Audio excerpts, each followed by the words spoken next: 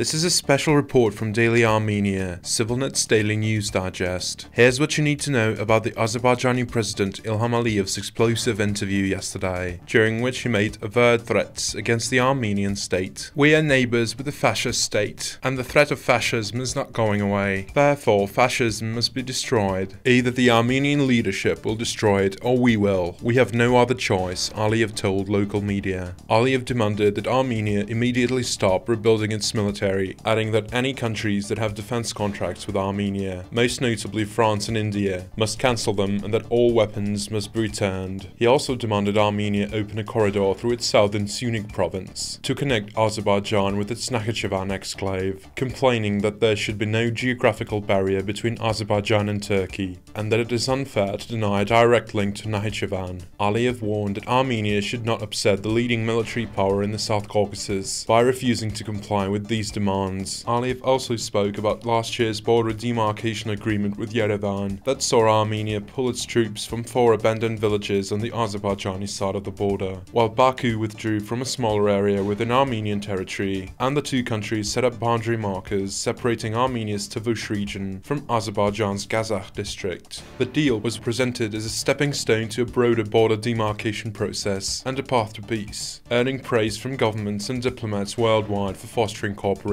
However, Aliyev reframed the deal as a forced concession from Armenia. This happened not as a result of dialogue, but as a result of monologue, because dialogue with Armenia had not been successful for decades, and Yerevan's aggressive policy did not imply any dialogue, he said. Aliyev insisted that France must stop what he described as interference in the South Caucasian affairs. He said, if there is a consensus in French political circles, it is a consensus only on Azerbaijanophobia. Unfortunately, not only the incumbent government, but also those who have ambitions to come to power, do not differ much from each other. Speaking about the normalization process with Armenia, the Azerbaijani leader reiterated Baku's demands regarding the dissolution of the inactive OSCE Minsk group, set up in the 1990s to mediate the Karabakh conflict, as well as the amendments to the Armenian constitution. The Azerbaijani leader also threatened the European Union's civilian observer mission that monitors the border from the Armenian side. I don't want to say this, but imagine how fast they're going to run away from there